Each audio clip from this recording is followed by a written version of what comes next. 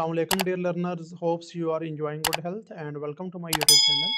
Myself engineer Mohammad Akib, and in today's lecture we will discuss unit number 5 of NVQ level 6 diploma in occupational health and safety practice, and unit title is identify, assess and control health and safety risk.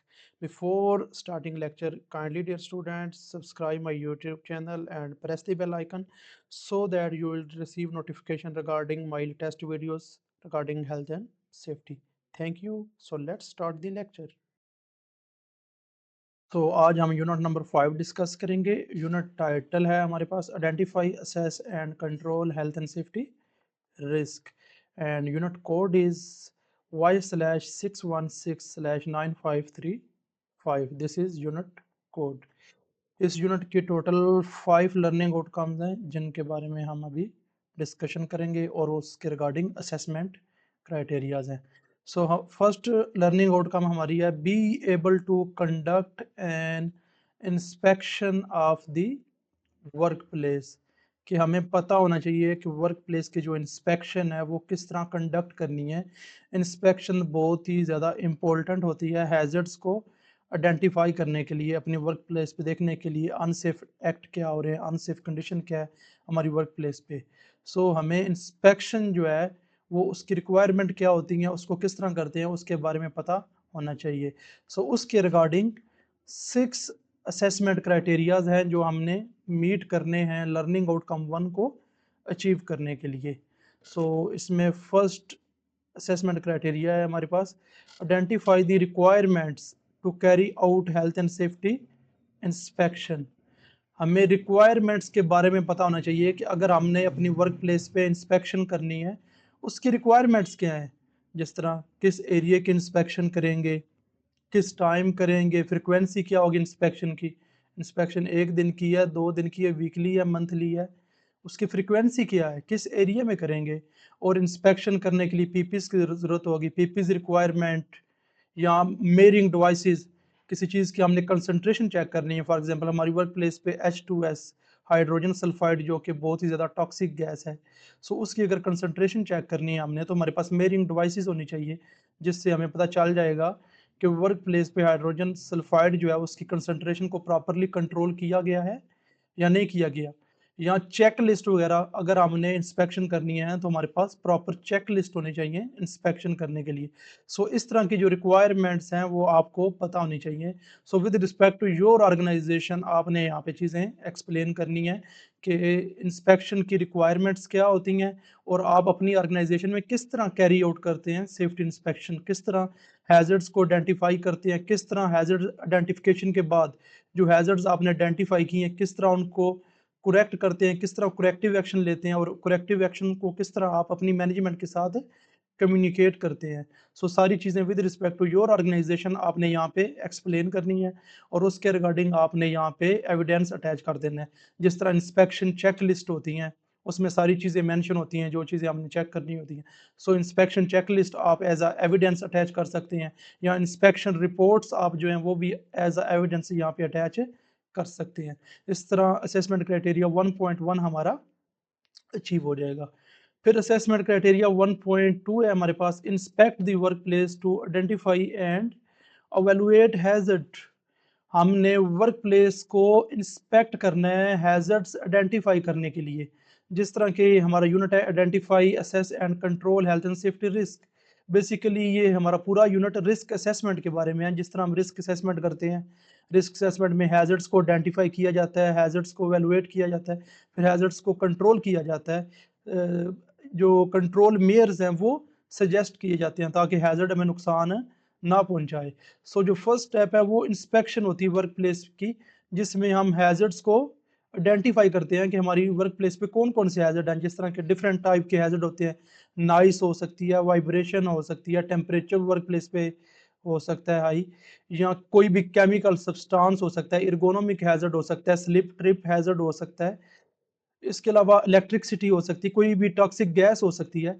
सो जो भी आपकी work place पे hazard है उनकी आपने किस तरह inspection की, आपने कौन कौन सी हैजर्ड्स आइडेंटिफाई की है, वो चीज़ें with respect to your organisation आपने यहाँ पे मेंशन करनी है कि आपने अपनी ऑर्गेनाइजेशन में कौन कौन से हैजर्ड आइडेंटिफाई किए और उनको किस तरह एवेलुएट किया। सो वो जो आपने इंस्पेक्शन की है हैजर्ड्स को आइडेंटिफाई करने के लिए, वो आप सारी चीज़ें एक्सप्लेन करेंगे और इंस्पेक्शन रिपोर्ट आप एज अ एविडेंस साथ अटैच कर सकते हैं। इस तरह असेसमेंट क्राइटेरिया 1.2 हमारा अचीव हो जाएगा।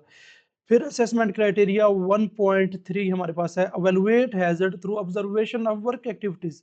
एवेलुएशन क्या होती है? सबसे पहले हमने आइडेंटिफिकेशन की है, 1.2 में हमने हैजर्ड्स को आइडेंटिफाई किया है, फिर हम एवेलुएट करते हैं हैजर्ड्स को। हम करेक्टिव एक्शन लेते हैं, प्रिवेंटिव एक्शन, करेक्टिव एक्शन लेते हैं कि जो हमने हैजर्ड्स आइडेंटिफाई किए हैं वो हमें नुकसान ना पहुंचाएं, हमने उनको कंट्रोल करना है।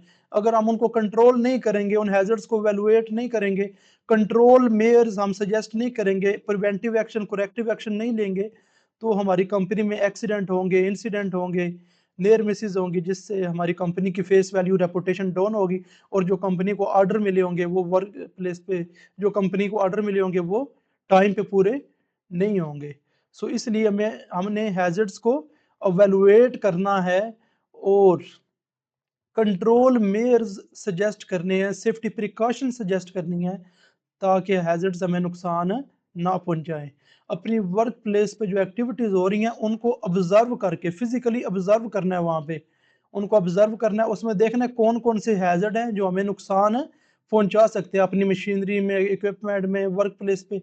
सारी चीजें इंस्पेक्ट करके, ऑब्जर्व करके, हैजर्ड्स को आइडेंटिफाई करके, फिर आपने कंट्रोल जो है वो सजेस्ट करने हैं, ताकि हम हैजर्ड्स को प्रॉपरली कंट्रोल कर सकें, ताकि ये हमें नुकसान ना पहुंचाए। इसके रिगार्डिंग आप रिस्क असेसमेंट आप एज एविडेंस अटैच कर सकते हैं, या और कोई डॉक्यूमेंट है आपके पास रेलिवेंट, वो आप अटैच कर सकते हैं। जिस तरह के रिस्क असेसमेंट में आप हैजर्ड्स को आइडेंटिफाई करते हैं, फिर रिस्क को एवेलुएट करते हैं हैजर्ड्स आइडेंटिफिकेशन के बाद, सो रिस्क असेसमेंट आप एज अ एविडेंस अटैच कर सकते हैं। इस तरह असेसमेंट क्राइटेरिया 1.3 हमारा अचीव हो जाएगा। फिर असेसमेंट क्राइटेरिया 1.4 है, examine proposed activities to identify and evaluate hazards including new workplace, new equipment, new processes, new activities। सो जैसा कि आपको पता है, जब भी ऑर्गेनाइजेशन के अंदर कोई न्यू टेक्नोलॉजी आती है, न्यू मशीनरी आती है, वर्क प्लेस चेंज होती है, प्रोसेस चेंज होते हैं, एक्टिविटीज चेंज होती है, तो हमने अपनी रिस्क असेसमेंट को अपडेट करना होता है, क्योंकि जो न्यू वर्क प्लेस होगी उस पे हैजर्ड कुछ और होंगे, जो पहले वाली वर्क प्लेस थी उसके कुछ हैजर्ड और होंगे। जब न्यू इक्विपमेंट आएंगे, हो सकता है पहले ओल्ड टेक्नोलॉजी यूज हो रही हो, जो न्यू इक्विपमेंट आएंगे वो लेटेस्ट टेक्नोलॉजी पे ऑपरेट करेंगे। सो न्यू इक्विपमेंट के डिफरेंट हैजर्ड होंगे, ओल्ड टेक्नोलॉजी के डिफरेंट हैजर्ड होंगे। जो न्यू प्रोसेसेस होंगे उनके डिफरेंट हैजर्ड होंगे as compare to old processes. जो न्यू एक्टिविटीज हम करेंगे, वो एक्टिविटीज की रिक्वायरमेंट के लिहाज से उसमें डिफरेंट हैजर्ड हो सकते हैं जो हम पहले एक्टिविटीज परफॉर्म कर रहे थे। सो आपकी ऑर्गेनाइजेशन में कोई भी न्यू वर्क प्लेस है, कोई भी न्यू इक्विपमेंट आया है, कोई न्यू प्रोसेस जो है वो चेंज हुआ है, या कोई न्यू एक्टिविटीज है, उसके रिगार्डिंग आपने हैजर्ड्स को प्रॉपरली आइडेंटिफाई करना है और हैजर्ड्स को कंट्रोल करना है, हैजर्ड्स को एवेलुएट करना है, ताकि हम अपनी न्यू वर्क प्लेस पे प्रॉपरली हेल्थ एंड सेफ्टी को मैनेज कर सकें। या कोई न्यू इक्विपमेंट आया है, उसकी आपने रिस्क असेसमेंट कैरी आउट करनी है कि हमारी कंपनी में जो न्यू इक्विपमेंट आए हैं, न्यू प्रोसेसेस आए हैं, न्यू एक्टिविटीज़ हैं, उनको हम प्रॉपरली कंट्रोल कर सकें। तो इसके लिए आपने रिस्क असेसमेंट्स कैरी आउट करनी है, आपने new processes, new work place, new activities के रिगार्डिंग हैजर्ड्स को आइडेंटिफाई करना है और हैजर्ड्स को कंट्रोल करना है, ताकि हमारी कंपनी में एक्सीडेंट ना हो। इसके रिगार्डिंग आपने एविडेंस, रिस्क असेसमेंट आप एज एविडेंस अटैच कर सकते हैं। यहाँ इंस्पेक्शन रिपोर्ट्स भी आप एज एविडेंस अटैच कर सकते हैं। इस तरह असेसमेंट क्राइटेरिया 1.4 हमारा अचीव हो जाएगा। फिर असेसमेंट क्राइटेरिया 1.5 हमारे पास है, select and use appropriate मेयरिंग equipment.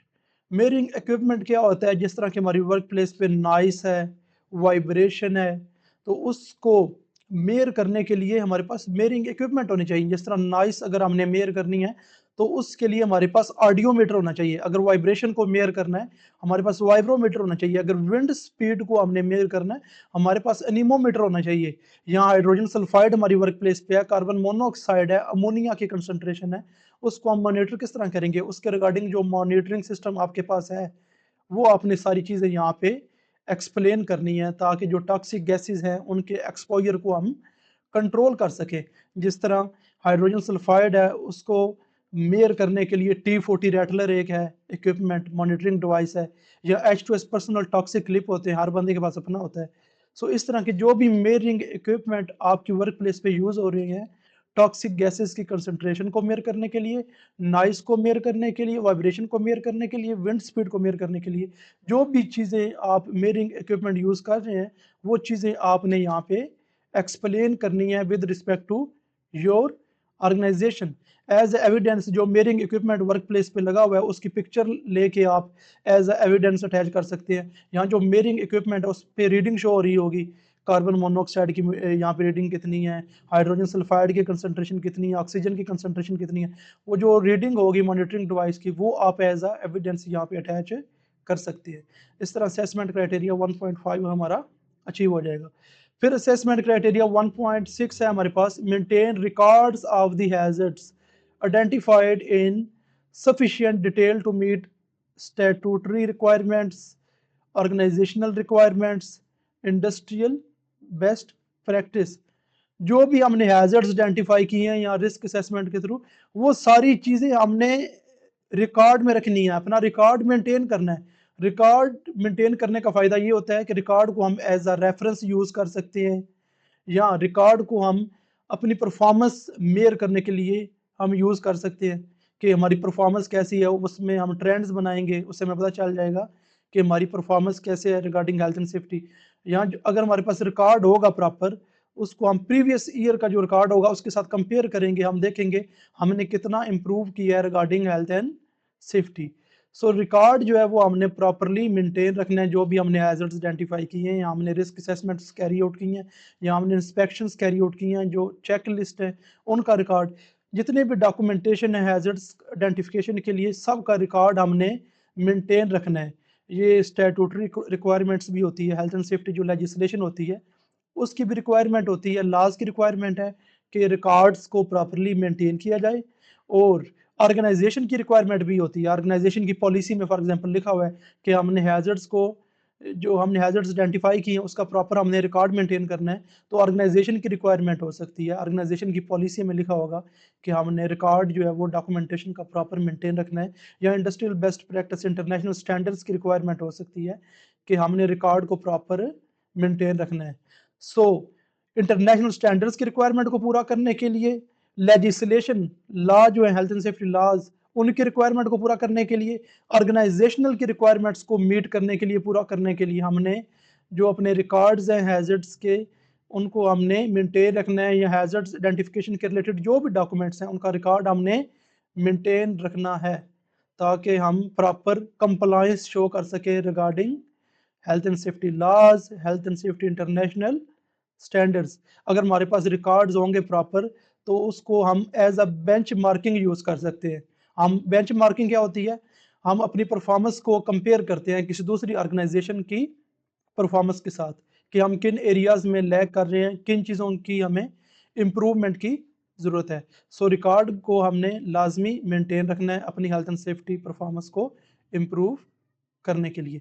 इसके रेलिवेंट आपने एविडेंस अटैच कर देना है, जिस तरह की हेल्थ एंड सेफ्टी पॉलिसी है वो आप एज एविडेंस अटैच कर सकते हैं, क्योंकि पॉलिसी में लिखा होगा कि हमने इंटरनेशनल स्टैंडर्ड्स की रिक्वायरमेंट को पूरा करना है, हमने हेल्थ एंड सेफ्टी लॉज जो है उसकी रिक्वायरमेंट को पूरा करना है। सो आप कंपनी की health and safety policy as evidence यहाँ पे अटैच कर सकती है। सो ये 6 असेसमेंट क्राइटेरियाज हैं जो आपने मीट करने हैं लर्निंग आउटकम 1 को अचीव करने के लिए। इस तरह लर्निंग आउटकम 1 हमारी अचीव हो जाएगी, be able to conduct an inspection of the work place. फिर हमारी लर्निंग आउटकम 2 है be able to assess risk to health and safety. ये हमारी learning outcome basically risk assessment के बारे में है। इसमें टोटल 6 असेसमेंट क्राइटेरियाज हैं जो हमने मीट करने हैं। सो इस लर्निंग आउटकम को स्टार्ट करने से पहले मैं आपको बता दूं कि हैज़र्ड एक अलग चीज़ है, रिस्क एक अलग चीज़ है। तो आपने कॉन्सेप्ट आपस में मिक्स नहीं करना हैज़र्ड और रिस्क का। हैज़र्ड क्या होता है, कोई भी चीज़ जो हमें नुकसान पहुंचा सकती है वो क्या है हमारे लिए हैज़र्ड। फिर रिस्क क्या होगी, जो चीज़ हमें नुकसान पहुंचा रही है उसके नुकसान पहुंचाने के जो चांसेस हैं वो हमारे लिए क्या है, रिस्क है। अगर नुकसान वो चीज़ पहुंचाएगी तो उसकी एक सिविलिटी होगी, एक शिद्दत होगी। सो सिविलिटी को और चांसेस को जब आपस में मल्टीप्लाई करते हैं तो हमारे पास रिस्क आ जाती है। मैं भी एक एग्जांपल देके आपको बताता हूँ कि हैजर्ड क्या है, रिस्क क्या है। फॉर एग्जांपल एक स्टेयर है, सीढ़ी है, जिसके थ्रू हमने हाइट पे जाना है, हाइट पे काम करने के लिए। वो स्टेयर जगह जगह से टूटी हुई है। सो जो जगह जगह से टूटी हुई है वो हमारे लिए क्या हैजर्ड है, हमें नुकसान पहुंचा सकती है। तो फिर रिस्क क्या होगी?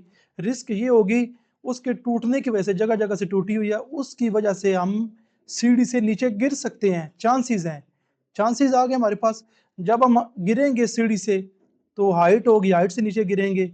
अगर ज्यादा हाइट होगी तो उसकी सिविलिटी भी क्या होगी?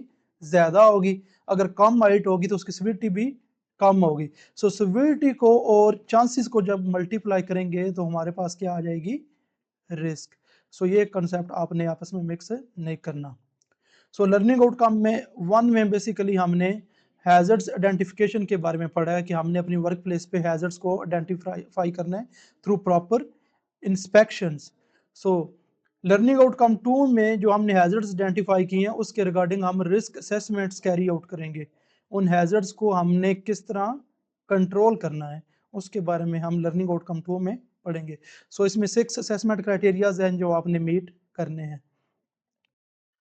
तो लर्निंग आउटकम 2.1 हमारे पास है, select appropriate risk assessment method. So with respect to your organisation आपने यहाँ पे एक्सप्लेन करना है कि आपकी ऑर्गेनाइजेशन में रिस्क असेसमेंट को कैरी आउट करने के लिए कौन कौन से मेथड यूज हो रहे हैं। जिस तरह के डिफरेंट मेथड होते हैं रिस्क असेसमेंट को कैरी आउट करने के लिए, जिस तरह के qualitative risk assessment method, quantitative risk assessment method, semi quantitative risk assessment method. So यहाँ पे आपने एक्सप्लेन करना है कि आपकी ऑर्गेनाइजेशन में कौन सा मेथड यूज हो रहा है। बेसिकली जो लो रिस्क एक्टिविटी होती हैं उनके लिए क्वालिटेटिव जो मेथड है वो इनफ होता है रिस्क असेसमेंट को कैरी आउट करने के लिए। क्वालिटेटिव मेथड में हम सिंपल रिस्क को एवेलुएट नहीं करते, न्यूमेरिक वैल्यू देके सिंपल हम बता देते हैं रिस्क हाई है, मीडियम है या लो है। जबकि क्वांटिटेटिव मेथड में हम न्यूमेरिक वैल्यूज को यूज करके हम रिस्क को एवेलुएट करते हैं। उसमें हम लाइक्लीहुड की वैल्यू सेलेक्ट करते हैं और सिविलिटी की वैल्यू सेलेक्ट करते हैं। उसके बाद हम क्वांटिटी निकालते हैं कि रिस्क की यहाँ पे कितनी क्वांटिटी है। सो जो एक्सेप्टेबल रिस्क होती है वर्क प्लेस पे उसकी जो वैल्यू है वो है 4 तक अगर वैल्यू हो रिस्क की तो हम वर्क प्लेस पे सेफली काम कर सकते हैं। So with respect to your organisation आपने यहाँ पे एक्सप्लेन करना है कि आपकी ऑर्गेनाइजेशन में कौन से मेथड यूज हो रहे हैं रिस्क असेसमेंट को कैरी आउट करने के लिए। For example quantitative method use हो रहे हैं तो उसमें प्रॉपर रिस्क मैट्रिक्स होते हैं, रिस्क की वैल्यू जिसमें से हमने सेलेक्ट करनी होती है। सो रिस्क मैट्रिक्स इस तरह की चीज़ें जो हैं वो आप एज अ एविडेंस अटैच कर सकते हैं कि हम क्वांटिटेटिव मेथड यूज़ कर रहे हैं। सो जो भी मेथड यूज़ कर रहे हैं उसके रिगार्डिंग आपने यहाँ पे एविडेंस अटैच कर देना है। इस तरह 2.1 असेसमेंट क्राइटेरिया हमारा मीट हो जाएगा। फिर असेसमेंट क्राइटेरिया 2.2 है, conduct a risk assessment of the hazard identify. जो हमने हैजर्ड्स आइडेंटिफाई किए हैं लर्निंग आउटकम 1 में उनके रिगार्डिंग हमने रिस्क असेसमेंट कंडक्ट करनी है। So with respect to your organisation आपने रिस्क असेसमेंट किस तरह कंडक्ट की, किस तरह हैजर्ड्स को आइडेंटिफाई किया, किस तरह एवेलुएट किया और किस तरह आपने रिस्क असेसमेंट कंडक्ट की, कौन सा मेथड यूज़ किया, क्वालिटेटिव मेथड यूज़ किया या क्वांटिटेटिव मेथड यूज़ किया, वो सारी चीज़ें आपने यहाँ पे एक्सप्लेन करनी है। एज एविडेंस आप यहाँ पे risk assessment as evidence attach कर सकते हैं कि ये मैंने रिस्क असेसमेंट कैरी आउट की है हैजर्ड्स को प्रॉपरली आइडेंटिफाई करने के लिए। फिर 2.3 हमारे पास असेसमेंट क्राइटेरिया है, सिलेक्ट एंड यूज इंस्ट्रूमेंट्स और methods to determine the level of exposure affecting employees other who may be affected. So अपने वर्क प्लेस पे हैजर्डियस जो गैसेस हैं उनके एक्सपोजर को कंट्रोल करने के लिए हमने प्रॉपर मॉनिटरिंग करनी है, प्रॉपर इंस्ट्रूमेंट यूज़ करने हैं जिसके थ्रू हमने देखना है कि वर्क प्लेस पे कोई भी टॉक्सिक गैस है उसकी कंसंट्रेशन को प्रॉपर कंट्रोल किया गया है या नहीं किया गया, जिससे जो हमारे एम्प्लॉइज़ हैं वो इफेक्ट हो सकते हैं या अदर हमारी कंपनी में जो लोग काम कर रहे हैं या विजिटर बाहर से आ रहे हैं या कोई कंट्रैक्टर बाहर से आ रहा है या कोई सप्लायर मटेरियल सप्लाई करने के लिए आ रहा है। तो वो हमने देखना है कि कौन कौन से बंदे इफेक्ट हो सकते हैं उन टॉक्सिक गैसेस की वजह से।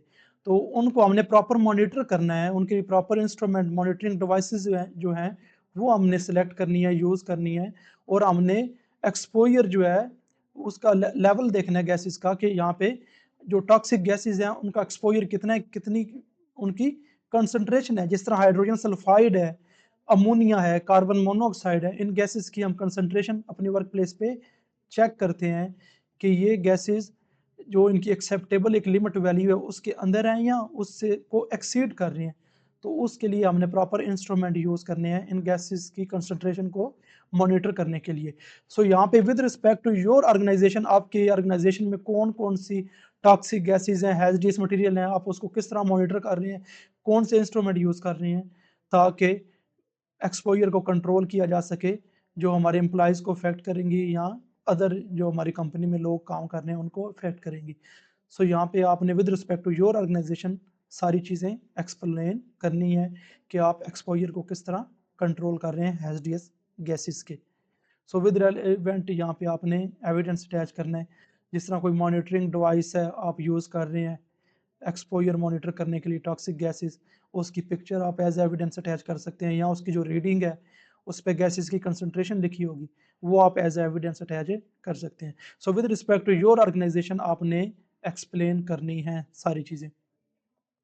फिर 2.4 हमारे पास असेसमेंट क्राइटेरिया है, determine risk to health and safety of employees other who may be affected. जिस तरह के रिस्क असेसमेंट जब हम करते हैं उसमें फर्स्ट स्टेप होता है हैजर्ड आइडेंटिफिकेशन का, हम हैजर्ड्स को प्रॉपरली आइडेंटिफाई करते हैं। फिर स्टेप 2 में देखते हैं identify the people who might be harmed and हो, हम आइडेंटिफाई करते हैं कि हमारी ऑर्गेनाइजेशन में कौन कौन से लोग हैं जिनको नुकसान पहुंच सकता है। तो इस स्टेप में आपने डिटरमाइन करना है कि कौन कौन से लोग हमारी ऑर्गेनाइजेशन में हैं जिनको रिस्क अफेक्ट कर सकते हैं। जिस तरह इंजीनियर्स भी हो सकते हैं, एम्प्लॉयज़ हो सकते हैं, विजिटर्स हो सकते हैं, ट्रेस पासर्स हो सकते हैं, सप्लायर्स हो सकते हैं, कंट्रैक्टर हो सकते हैं। सो सारे वो लोग जिनको रिस्क अफेक्ट कर सकती है वो आपने यहाँ पे मेंशन करने हैं ताकि रिस्क को प्रॉपर कंट्रोल किया जा सके और रिस्क एम्प्लॉयज़ को या अदर पार्टीज जो इफेक्ट हो सकती हैं उनको नुकसान ना पहुंचाए। सो इसके रेलिवेंट आप रिस्क असेसमेंट को एज एविडेंस अटैच कर सकते हैं। फिर असेसमेंट क्राइटेरिया 2.5 हमारे पास है, prioritise the health and safety risk to employees other who may be affected. So with respect to your organisation आपने यहाँ पे एक्सप्लेन करना है कि आप रिस्क को किस तरह प्रायोरिटाइज करते हैं। बेसिकली यहाँ पे रिस्क प्रोफाइलिंग की बात हो रही है। आपकी ऑर्गेनाइजेशन में डिफरेंट टाइप्स की एक्टिविटीज़ कैरी आउट हो रही होंगी। कुछ एक्टिविटीज़ में रिस्क लेवल हाई होता है, कुछ एक्टिविटीज़ में रिस्क लेवल लो होता है। तो आपने किसको प्रायोरिटी देनी है, ऐसी एक्टिविटीज़ जिसमें रिस्क लेवल हाई हो। फॉर एग्जाम्पल मैं एक एग्जाम्पल देके आपको बताता हूँ। आपकी ऑर्गेनाइजेशन में एक वेल्डिंग की एक्टिविटी हो रही है और एक क्लीनिंग की एक्टिविटी हो रही है, तो रिस्क लेवल किस में ज़्यादा होगा, वेल्डिंग एक्टिविटी में रिस्क लेवल ज़्यादा होगा as compare to cleaning activity. तो आप किसको प्रायोरिटी देंगे, आप वेल्डिंग एक्टिविटी को ज़्यादा प्रायोरिटी देंगे as compare to cleaning activity. So यहाँ पे with respect to your organisation आपने यहाँ पे एक्सप्लेन करना है कि आपने रिस्क को किस तरह प्रायोरिटाइज किया ताकि रिस्क एम्प्लॉयज़ को नुकसान ना पहुंचाए या अदर पार्टीज जो हैं उनको नुकसान ना पहुंचाए। इस तरह असेसमेंट क्राइटेरिया 2.5 जो है वो हमारा अचीव हो जाएगा। फिर लास्ट असेसमेंट क्राइटेरिया 2.6 है हमारे पास, maintain records of the risk assessment in sufficient detail to meet statutory requirements, organisational requirements, industry best practice. हमने रिस्क असेसमेंट्स का जो रिकॉर्ड है वो हमने मेंटेन रखना है। जिस तरह के हम लर्निंग आउटकम 1 में पढ़ के आए थे, लास्ट लर्निंग आउटकम 1.6 में, कि हमने रिकॉर्ड मेंटेन रखना है। जो भी हमने हैजर्ड्स आइडेंटिफाई किए हैं उसके रेलिवेंट जितने भी डॉक्यूमेंट हैं उनका रिकॉर्ड हमने मेंटेन रखना है। इसी तरह इस लर्निंग आउटकम में हमने रिस्क असेसमेंट का जो रिकॉर्ड है वो हमने मेंटेन रखना है, क्योंकि ये लेजिस्लेशन जो लॉ है उसकी रिक्वायरमेंट है कि जो की हेल्थ एंड सेफ्टी के डॉक्यूमेंट्स हैं उनका रिकॉर्ड मेंटेन किया जाए। International standards, industry best practice, इनकी रिक्वायरमेंट है कि रिस्क असेसमेंट के जो रिकॉर्ड है उनको मेंटेन किया जाए। या ऑर्गेनाइजेशन की रिक्वायरमेंट हो सकती है कि हमारी ऑर्गेनाइजेशन में हेल्थ एंड सेफ्टी के जो डॉक्यूमेंट्स हैं उनका जो रिकॉर्ड है वो हमने मेंटेन रखना है। सो एज एविडेंस आप रिस्क असेसमेंट एज एविडेंस आप अटैच कर सकते हैं यहाँ पे जो आपने उसका रिकॉर्ड मेंटेन किया हुआ है। या कंपनी की हेल्थ एंड सेफ्टी पॉलिसी जो है वो भी आप एज एविडेंस अटैच कर सकते हैं, क्योंकि पॉलिसी में क्लियरली मेंशन होगा कि हमने जो की डॉक्यूमेंट्स हैं हेल्थ एंड सेफ्टी के उनका रिकॉर्ड हमने मेंटेन करना है। सो इस तरह लर्निंग आउटकम 2 हमारी अचीव हो जाएगी। फिर हमारी लर्निंग आउटकम 3 है, be able to implement risk control measures and safe system of work in the organisation. So learning outcome 3 हमारी इम्प्लीमेंटेशन के बारे में है कि हमने रिस्क कंट्रोल मेयर्स को इम्प्लीमेंट करना है और सेफ सिस्टम ऑफ वर्क को इम्प्लीमेंट करना है अपनी ऑर्गेनाइजेशन में। सो इस लर्निंग आउटकम में टोटल 9 असेसमेंट क्राइटेरियाज हैं जो हमने अचीव करने हैं। जैसे लर्निंग आउटकम 1-2 में हमने रिस्क को आइडेंटिफाई किया, फिर एवेलुएट किया। उसके बाद जब हमने रिस्क को एवेलुएट कर लिया है, उसके बाद हमने जो कंट्रोल मेयर्स सजेस्ट किए हैं उनको इम्प्लीमेंट करना है। जो कंट्रोल मेयर्स हमने रिस्क असेसमेंट में सजेस्ट किए हैं उनको अब हम इम्प्लीमेंट करेंगे। सो उसके बारे में हमारी लर्निंग आउटकम 3 है। इसमें 9 असेसमेंट क्राइटेरियाज हमने मीट करने हैं। सो 3.1 असेसमेंट क्राइटेरिया इसमें है, critically analyse the existing risk control measures and current system of work in the organisation. आपने with respect to your organisation critically analyse करना है कि आपकी ऑर्गेनाइजेशन का safe system of work properly work कर रहा है या नहीं कर रहा, या आपकी ऑर्गेनाइजेशन में जो एग्जिस्टिंग कंट्रोल मेयर्स हैं वो आपके लिए प्रॉपर वर्क कर रहे हैं या नहीं कर रहे, या की एरियाज ऑफ कंसर्न क्या है, हमें कौन सी इम्प्रूवमेंट करनी चाहिए ताकि हम प्रॉपर हेल्थ एंड सेफ्टी को मैनेज कर सकें। So with respect to your organisation आपने क्रिटिकली एनालाइज करना है अपने एग्जिस्टिंग कंट्रोल मेयर्स को। एग्जिस्टिंग कंट्रोल मेयर्स में जो आपकी ऑर्गेनाइजेशन ने चीज़ें इंप्लीमेंट की हैं, जिस तरह के पर्सनल प्रोटेक्टिव इक्विपमेंट्स अपने वर्कर्स को ऑर्गेनाइजेशन ने प्रोवाइड की हैं, या permit to work system implement किया है for controlling high risk activities, या रिस्क असेसमेंट्स कैरी आउट किए हैं, या प्रोसीजर्स बनाए हैं, या चेक लिस्ट। इस तरह के जो भी कंट्रोल मेयर्स आपकी ऑर्गेनाइजेशन में एग्जिस्टिंग हैं उनको आपने एनालाइज करना है क्रिटिकली, और अपने सेफ सिस्टम ऑफ वर्क को एनालाइज करना है, और फिर देखना है आपने की एरियाज ऑफ कंसर्न क्या हैं, किन चीज़ों में हमें इम्प्रूवमेंट करने की ज़रूरत है ताकि हम हेल्थ एंड सेफ्टी को प्रॉपर मैनेज कर सके। सो इसके रिगार्डिंग रेलिवेंट एविडेंस आपने अटैच करना है। जिस तरह के वर्क प्लेस की आपने इंस्पेक्शन की है, वहाँ पे आपने देखा है कि लोग प्रॉपर पीपीज यूज़ कर रहे हैं नहीं कर रहे, या पीपीज प्रॉपर वर्क कर रहे हैं रिस्क को कंट्रोल करने के लिए, या procedures permit to work system policies इस तरह की चीज़ें इंप्लीमेंट की गई हैं या नहीं की गई। तो वो थ्रू इंस्पेक्शन आपको पता चलेगा ये सारी चीज़ें कि एग्जिस्टिंग कंट्रोल मेयर्स वर्क कर रहे हैं या नहीं कर रहे।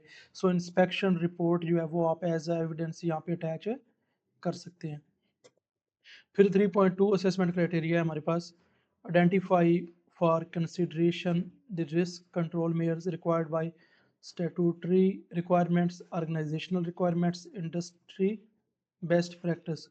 सो जो कंट्रोल मेयर्स हमने इम्प्लीमेंट करने हैं वो हमने चेक करना है कि इंटरनेशनल स्टैंडर्ड्स की रिक्वायरमेंट को मीट कर रहे हैं या नहीं कर रहे, या लेजिस्लेशन जो हेल्थ एंड सेफ्टी के लाज हैं उनकी रिक्वायरमेंट को मीट कर रहे हैं या नहीं कर रहे, या ऑर्गेनाइजेशनल रिक्वायरमेंट को मीट कर रहे हैं या नहीं कर रहे। सो ये चीज़ें हमने आइडेंटिफाई करनी है। So with respect to your organisation आपने यहाँ पे आइडेंटिफाई करना है कि जो कंट्रोल मेयर्स आपने इम्प्लीमेंट करने हैं वो हेल्थ एंड सेफ्टी लाज की रिक्वायरमेंट को पूरा कर रहे हैं या नहीं कर रहे, इंडस्ट्रियल रिक्वायरमेंट को पूरा कर रहे हैं या नहीं कर रहे, या इंटरनेशनल स्टैंडर्ड्स की रिक्वायरमेंट को पूरा कर रहे हैं या नहीं कर रहे। जिस तरह के हमने फॉर एग्जांपल लोगों को पीपीज प्रोवाइड करने हैं, personal protective equipment.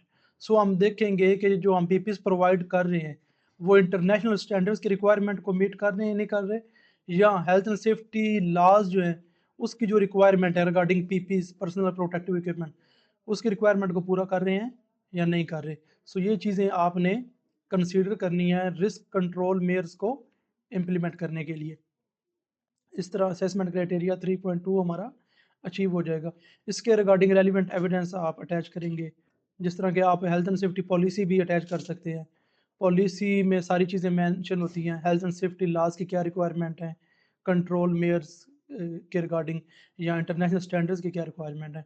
So health and safety policy जो है वो भी आप एज एविडेंस अटैच कर सकते हैं। इसके अलावा रेलिवेंट आपके पास जो भी एविडेंस होगा वो आपने साथ अटैच करना है। फिर 3.3 असेसमेंट क्राइटेरिया हमारे पास, आइडेंटिफाई एनी एडिशनल और improved risk control measures that may be needed. सबसे पहले आपने एग्जिस्टिंग कंट्रोल मेयर्स को देखा अपनी ऑर्गेनाइजेशन में, उसके बाद आपने एडिशनल कंट्रोल मेयर्स आइडेंटिफाई करने हैं। फॉर एग्जांपल आपने देखे हैं कि कुछ एरियाज़ में हमें इम्प्रूवमेंट करने की ज़रूरत है, हमें एडिशनल कंट्रोल्स इम्प्लीमेंट करने की ज़रूरत है। सो वो जो आपने एग्जिस्टिंग कंट्रोल मेयर्स को देख के एडिशनल चीज़ें रिकमेंड करनी है, वो यहाँ पे आपने एक्सप्लेन करनी है with respect to your organisation. आपने यहाँ पे एक्सप्लेन करना है। सबसे पहले as a safety engineer, as a safety supervisor, मैंने अपनी ऑर्गेनाइजेशन के जो एग्जिस्टिंग कंट्रोल मेयर्स हैं उनको मैंने प्रॉपर मॉनिटर किया।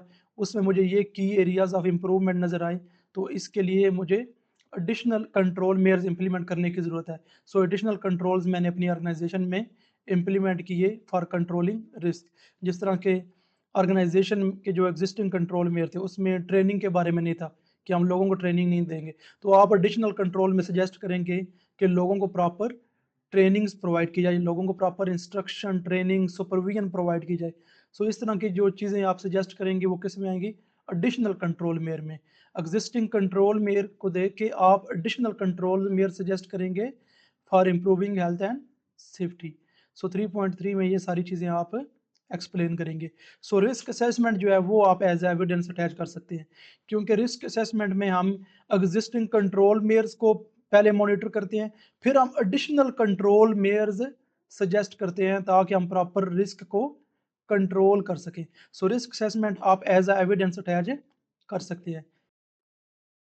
फिर 3.4 असेसमेंट क्राइटेरिया हमारे पास है। Identify the resources required to implement the risk control measures needed. जो रिस्क कंट्रोल मेयर्स हमने इम्प्लीमेंट करने हैं उसके लिए हमें रिसोर्सेज की ज़रूरत है। For example risk control measures हमने इम्प्लीमेंट अगर करने हैं उसके लिए ट्रेनिंग की ज़रूरत है। जब ट्रेनिंग प्रोवाइड करेंगे, ट्रेनिंग के लिए हमारे पास प्रॉपर रिसोर्सेज होने चाहिए। अगर फॉर एग्जांपल हमने अपने वर्कर्स को पीपीज प्रोवाइड करने हैं, पर्सनल प्रोटेक्टिव इक्विपमेंट, सो पीपीज प्रोवाइड करने के लिए हमारे पास प्रॉपर रिसोर्सेज होने चाहिए। सो यहाँ पे आपने रिसोर्सेज के बारे में चीज़ें एक्सप्लेन करनी है for implementing risk control measures. फिर 3.5 हमारे पास असेसमेंट क्राइटेरिया है। Calculate the cost effectiveness of risk control measures needed. हमने कॉस्ट इफेक्टिवनेस कैलकुलेशन करनी है।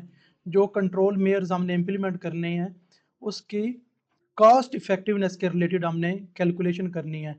जिस तरह के हमें पीपीज रिक्वायर्ड हैं तो उसकी कॉस्ट इफेक्टिवनेस के रिलेटेड हम कैलकुलेशन करेंगे, ये कॉस्ट इफेक्टिव हैं या नहीं है। सो इसके रिगार्डिंग जो भी आपने कैलकुलेशन की हैं कॉस्ट को कैलकुलेट करने के लिए, वो डॉक्यूमेंट आप एज ए एविडेंस साथ अटैच कर देंगे। इस तरह 3.5 असेसमेंट क्राइटेरिया हमारा अचीव हो जाएगा।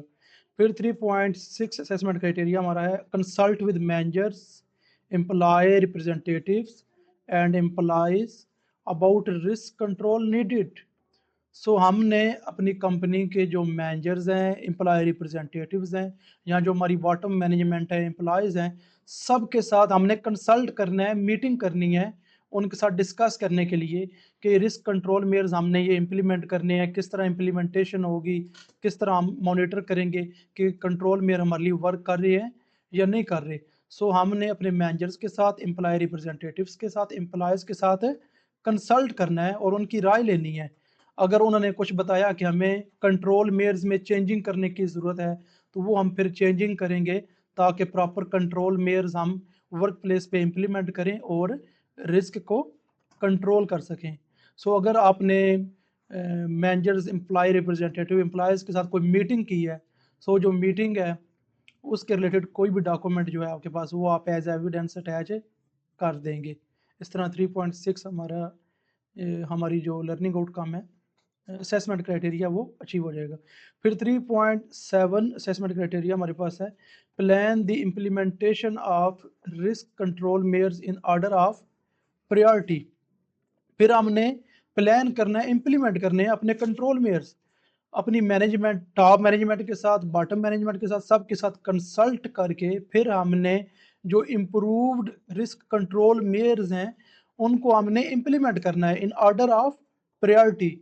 यहाँ पे फिर रिस्क प्रोफाइलिंग आ जाती है। हाई रिस्क एक्टिविटीज़ जो हैं उनके कंट्रोल मेयर्स जो हैं वो हम सबसे पहले उसको ज़्यादा प्रायोरिटी देंगे, उसको पहले प्लान करेंगे as compare to low risk activities. So in order of priority हमने अपने कंट्रोल मेयर्स जो हैं वो इम्प्लीमेंट करने हैं। सो इसके रिगार्डिंग आप रिस्क असेसमेंट आप एज अ एविडेंस अटैच कर सकते हैं, क्योंकि रिस्क असेसमेंट में कंट्रोल मेयर्स सजेस्ट होते हैं प्रॉपर, जो हमने इम्प्लीमेंट करने होते हैं। सो रिस्क असेसमेंट आप एज एविडेंस अटैच कर सकते हैं। फिर 3.8 हमारे पास है, ensure the provision of training for those who need required competence to implement risk control measures. So अगर हमने कंट्रोल मेयर्स अपनी वर्क प्लेस पे इम्प्लीमेंट करने हैं, उसके लिए कंपिटेंसी की ज़रूरत है। कंपिटेंसी क्या होती है? Competency, individual competency, organisational competency, जिस तरह के यूनिट नंबर 4 में हम पढ़ के आए हैं। कोई भी इंडिविजुअल है वो कंपिटेंट होना चाहिए अगर हमने प्रॉपर हेल्थ एंड सेफ्टी को मैनेज करना है। उसके पास proper knowledge, ability, training, experience, skills, उसका attitude regarding health and safety ठीक होना चाहिए। सो इस तरह की जो चीज़ें हैं, कंपिटेंसी रिक्वायरमेंट है, उसके लिए हमें ट्रेनिंग देने की ज़रूरत है। हम ट्रेन करेंगे अपने लोगों को कि आपने किस तरह रिस्क कंट्रोल मेयर्स को अपनी वर्क प्लेस पे इम्प्लीमेंट करना है। सो उसके रिगार्डिंग हमने अपने एम्प्लॉयज़ को ट्रेनिंग देनी है, उनके स्किल्स इंप्रूव करने के लिए, ताकि उनको पता हो कि रिस्क कंट्रोल मेयर्स को हमने किस तरह इफेक्टिवली अपनी वर्क प्लेस पे इम्प्लीमेंट करना है। सो जो ट्रेनिंग सेशन है, उसका जो मटेरियल आपने अपने एम्प्लॉयज़ के साथ शेयर किया है, वो आप एज एविडेंस अटैच कर सकते हैं। फिर 3.9 जो है, लास्ट असेसमेंट क्राइटेरिया हमारा है, maintain records of the control measures in sufficient detail to meet statutory requirements, organisational requirements, industry best practice. So record की कीपिंग जो है वो बहुत ही ज़्यादा इम्पोर्टेंट है। रिकॉर्ड कीपिंग, जिस तरह के आर लर्निंग आउटकम में जो लास्ट थिंग है वो रिकॉर्ड कीपिंग की है। रिकॉर्ड जो है वो हमने मेंटेन रखना है, जो कि हम एज अ रेफरेंस यूज़ कर सकते हैं, एज अ बेंच मार्किंग के लिए यूज़ कर सकते हैं। इंटरनेशनल स्टैंडर्ड्स की रिक्वायरमेंट को अगर हमने मीट करना है, तो हमने कंट्रोल मेयर्स जो हमने इम्प्लीमेंट किए हैं उसका रिकॉर्ड मेंटेन करना है। ऑर्गेनाइजेशनल रिक्वायरमेंट को मीट करना है, तो हमने रिकॉर्ड जो है वो मेंटेन रखना है। या इंटरनेशनल स्टैंडर्ड्स की रिक्वायरमेंट को मीट करना है, तो हमने रिकॉर्ड अपना प्रॉपर मेंटेन रखना है रिगार्डिंग कंट्रोल मेयर्स। सो इस तरह 3.9 जो है हमारा असेसमेंट क्राइटेरिया वो अचीव हो जाएगा। इसके रेलिवेंट कोई भी डॉक्यूमेंट जो आपके पास है वो आप एज एविडेंस अटैच कर देंगे। जिस तरह आपने रिकॉर्ड मेंटेन किया हुआ है, उस रिकॉर्ड के रिलेटेड कोई स्क्रीनशॉट लेके आप एज एविडेंस अटैच कर दें कि हमने अपने कंट्रोल मेयर्स जो इम्प्लीमेंट किए हैं वर्क प्लेस पे, उसका रिकॉर्ड हमने मेंटेन किया हुआ है। सो इस तरह 3.9 असेसमेंट क्राइटेरिया हमारा अचीव हो जाएगा। सो ये लर्निंग आउटकम 3 जो है हमारी, उसमें ये टोटल 9 असेसमेंट क्राइटेरियाज हैं जो हमने मीट करने हैं। तो हमारी लास्ट लर्निंग आउटकम 4 है, know how to identify, assess and control health and safety risk. इसमें टोटल 7 असेसमेंट क्राइटेरियाज हैं जो हमने मीट करने हैं लर्निंग आउटकम 4 को अचीव करने के लिए। सो इस लर्निंग आउटकम को अचीव करने के लिए आपको एविडेंसेस की ज़रूरत नहीं है। इसमें थ्योरेटिकल क्वेश्चंस हैं, सिंपल उनके आपने आंसर देने हैं with respect to your organisation, और आपको एविडेंसेस की ज़रूरत नहीं है। जो ऊपर हम सारा पढ़ के आए हैं उसके रिलेटेड यहाँ पे क्वेश्चंस होंगे जिनका आपने आंसर देना है। जिस तरह 4.1 है, evaluate the method of identification of health and safety hazards within organization including risk assessment method, physical resources, instruments and survey method which may be used to determine the level of exposure to people who may be affected। Hazards को identify करने के different methods होते हैं, जिस तरह risk assessment के through hazards को identify कर सकते हैं, या फिजिकल रिसोर्सेज की इंस्पेक्शन करके। फिजिकल रिसोर्सेज क्या होते हैं? हमारी इंडस्ट्री में जो इक्विपमेंट यूज़ हो रहे हैं, मशीनरी यूज़ हो रही है, उसको हम फिजिकली उसकी इंस्पेक्शन करेंगे, उसमें देखेंगे हैजर्ड्स क्या हैं, रिस्क को किस तरह कंट्रोल करना है, हमें कौन से कंट्रोल मेयर्स चाहिए। सो हम हैजर्ड्स को रिस्क असेसमेंट के थ्रू आइडेंटिफाई कर सकते हैं, फिजिकल रिसोर्सेज के इंस्पेक्शन करके, या सर्वे करके हम हैजर्ड्स को आइडेंटिफाई कर सकते हैं, या इंस्ट्रूमेंट्स को यूज़ करके। जिस तरह किसी भी टॉक्सिक गैसेस की कंसंट्रेशन को हमने फाइंड करना है, तो उसके लिए हमें इंस्ट्रूमेंट्स की ज़रूरत होती है, मॉनिटरिंग डिवाइसेस की ज़रूरत होती है, जिससे हमें पता चल जाता है कि यहाँ पे टॉक्सिक गैसेस की कंसंट्रेशन कितनी है, ताकि हम जो एक्सपोजर लेवल है उसको कंट्रोल कर सकें, और ताकि जो हमारी ऑर्गेनाइजेशन में जो लोग काम कर रहे हैं वो इफ़ेक्ट ना हो, उनकी सेफ्टी का हमने ख्याल रखना है। इसलिए हमें हैजर्ड्स को प्रॉपरली आइडेंटिफाई करना चाहिए, डिफरेंट मेथड्स जो हैं उनको अप्लाई करके। इस तरह 4.1 असेसमेंट क्राइटेरिया हमारा अचीव हो जाएगा। फिर 4.2 असेसमेंट क्राइटेरिया है, evaluate principles of the analysis method for determining risk। Risk को डिटरमाइन करने के लिए जो एनालिसिस मेथड है उसके प्रिंसिपल्स क्या होते हैं उसके बारे में सिंपल आपने थ्योरेटिकल वे में यहाँ पे आंसर देना है। फिर 4.3 explain external factor influencing the identification of health and safety hazard include health and safety statutory requirements, acceptability of risk, quality management requirement for documentation. So जो external factor influence करते हैं hazard identification में वो आपने explain करना है। जिस तरह इंटरनेशनल स्टैंडर्ड्स की रिक्वायरमेंट होती है कि हैजर्ड्स को किस तरह आइडेंटिफाई किया जाए, या हेल्थ एंड सेफ्टी लेजिस्लेशन जो है उसकी रिक्वायरमेंट्स होती हैं कि हैजर्ड्स को किस तरह आइडेंटिफाई किया जाए, या कितनी वैल्यू रिस्क की जो है वो एक्सेप्टेबल होगी। जिस तरह 4 जो रिस्क की वैल्यू है वो एक्सेप्टेबल, अगर 4 तक रिस्क हो तो हम अपनी साइट पे सेफली काम कर सकते हैं। या quality management requirement for documentation, जो हमारे डॉक्यूमेंट्स हैं उनका रिकॉर्ड जो है वो हमने प्रॉपरली मैनेज करना है, उसको प्रॉपरली मेंटेन करना है। सो इस तरह की चीज़ें आपने यहाँ पे एक्सप्लेन करनी है। फिर 4.4 evaluate the nature and role of health and safety control measures within organization। यहाँ पे आपने सिंपल एक्सप्लेन करना है कि जो कंट्रोल मेयर्स हम अपनी ऑर्गेनाइजेशन में इम्प्लीमेंट करते हैं रिस्क को कंट्रोल करने के लिए, उसकी नेचर क्या होती है, उसका रोल क्या होता है। इसका बहुत ज़्यादा रोल होता है कंट्रोल मेयर्स का, क्योंकि कंट्रोल मेयर्स अगर हम वर्क प्लेस पे इम्प्लीमेंट नहीं करेंगे तो हम कभी भी हेल्थ एंड सेफ्टी को प्रॉपरली मैनेज नहीं कर सकते। फिर 4.5 justify health and safety risk control measures including safe system of work. यहाँ पे आपने एक्सप्लेन करना है कि आपने अपनी वर्क प्लेस पे किस तरह control mayor safe system of work जो है वो इम्प्लीमेंट किए, आप कौन से कंट्रोल्स अभी ले रहे हैं, आप अपनी साइट के कोई इंस्पेक्शन कर रहे हैं की एरियाज ऑफ कंसर्न को मालूम करने के लिए कि हमें किन चीज़ों में अभी भी इम्प्रूवमेंट की ज़रूरत है। तो with respect to your organisation आपने यहाँ पे जस्टिफाई करना है कंट्रोल मेयर्स को जो आपकी ऑर्गेनाइजेशन में यूज़ हो रहे हैं और सेफ सिस्टम ऑफ वर्क। फिर 4.6 explain external factor influencing health and safety control method. External factor में फिर इंटरनेशनल स्टैंडर्ड्स आ जाएंगे या हेल्थ एंड सेफ्टी जो लेजिस्लेशन है वो आ जाएगी। एक्सटर्नल फैक्टर जो इफेक्ट करते हैं रिस्क कंट्रोल मेथड को। सो जब भी हमने कंट्रोल मेथड सेलेक्ट करना है हमने इंटरनेशनल स्टैंडर्ड्स की रिक्वायरमेंट को भी देखना है, हेल्थ एंड सेफ्टी जो लॉज हैं उसकी रिक्वायरमेंट को भी देखना है। सो हमने कंप्लायंस शो करनी है हेल्थ एंड सेफ्टी लेजिस्लेशन के साथ और इंटरनेशनल स्टैंडर्ड्स के साथ in every aspect of organisation. फिर 4.7 असेसमेंट क्राइटेरिया हमारे पास है evaluate risk control hierarchies. Risk control hierarchies के बारे में आपने यहाँ पे लिखना है। जिस तरह के हैजर्ड रिस्क को कंट्रोल करने के लिए हायरार्की होती है, जिस तरह एलिमिनेशन है, सब्स्टिट्यूशन है, इंजीनियरिंग कंट्रोल हैं, एडमिनिस्ट्रेटिव कंट्रोल हैं और फिर पीपीज हैं। सो इस तरह की जो हायरार्की है वो एक्सप्लेन करनी है रिस्क को एवेलुएट करने के लिए। जब रिस्क को एवेलुएट करते हैं लाइकलीहुड सिवियरिटी की वैल्यू सेलेक्ट करके, अगर रिस्क का लेवल ज़्यादा होगा तो फिर हम रिस्क के जो लेवल है उसको कम करेंगे, 4 से नीचे लेके आएंगे।